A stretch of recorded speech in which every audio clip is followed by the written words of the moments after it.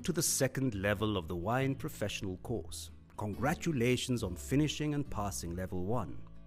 In the last level, we learned all about what wine is, where it comes from, how grapes grow and how wine is made, and it was quite theoretical. In this level, we are going to try and get a little more practical by applying what we have already learned to different types of wines and grape varieties. In the first subject, we are going to learn about the different categories wine can be broken into. Because wine is such a big subject, and there are so many millions of different wines from all over the world, we make sense of it by breaking it down into categories. Unfortunately, there are no set rules for how we categorize wines.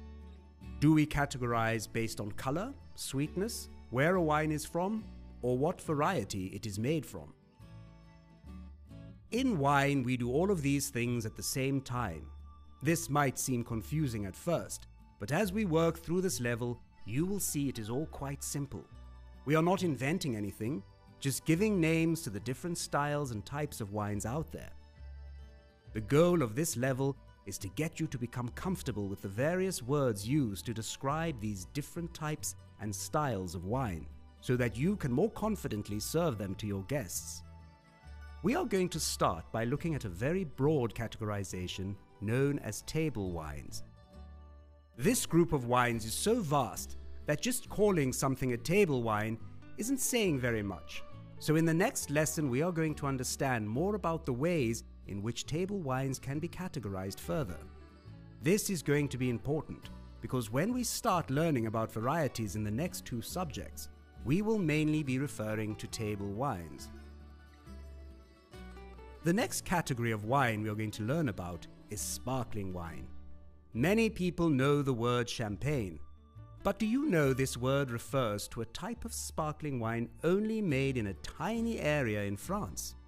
Did you know that South Africa, Spain, Germany, Italy, and most other wine-producing countries make their own sparkling wines?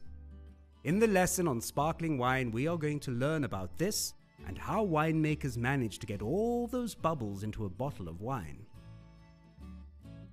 The next category we'll find out about is sweet wine. These are wines that have a significant amount of residual sugar in the wine after fermentation.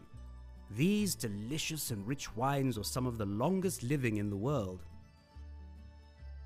The final category we will look at before moving on to varieties is fortified wine. Fortified wines are wines that have had their fermentation stopped by the addition of a high alcohol spirit. These strong wines such as port and sherry have a long history and are an important part of any truly great dinner. In the two subjects following these lessons, we are going to learn about some of the major grape varieties and the wines they make. We'll understand the climate and soil that varieties like Sauvignon Blanc, Syrah, and Chardonnay prefer,